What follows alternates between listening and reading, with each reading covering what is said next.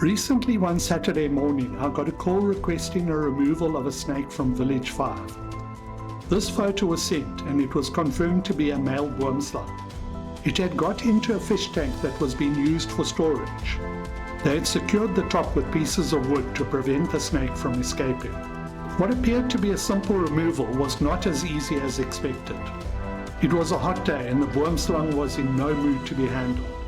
It decided it did not want to go into the tube, and I was quite taken aback as to how strong it was. The two previous boomslangs I had removed were extremely docile. At times it wrapped itself around my tongs.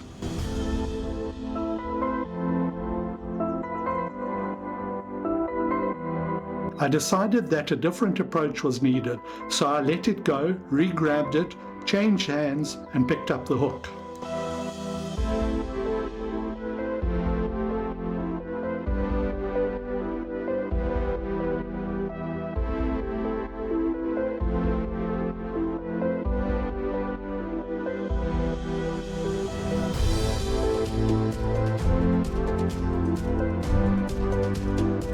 I was then able to guide it into the tube.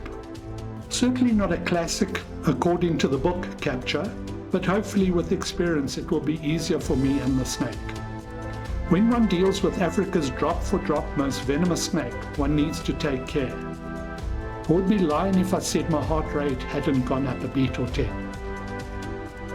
I contacted Marek and asked him if he would like to video and release the boomslang.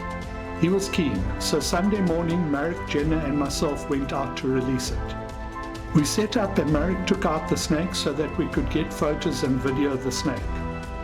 The boomslang was a male, approximately 1.6 meters long, with a very bright yellow stomach. Marek said that the majority of the male boomslangs in the Eastern Cape normally have a green stomach, so having one that was so yellow was quite special. The weather was very overcast and snakes are normally a lot more docile when there is no sun to warm them up. Not this snake. It was in no mood to be a star of a YouTube video, and Marek found him to be quite difficult to handle. This made me feel a lot better with my handling on the previous day. It is always a privilege to watch someone of Marek's experience handling a venomous snake, especially when it is not cooperating. Whenever the snake would get upset or try back up the hook, Marek would reposition it and let it calm down.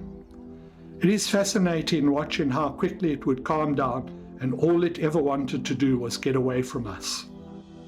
The balance between just letting the snake go and handling it for a short period of time in order to get footage for educational purposes is a fine line. Marek's absolute passion for snakes means he never crosses that line in order to get cheap likes on social media.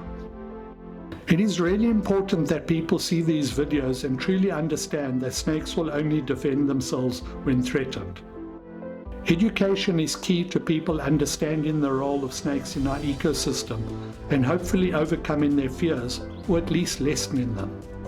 All snake handlers are asking is to give us the chance to remove the snake if it is in an area you do not want. Remember, a lot of snake bites occur when people try to kill them.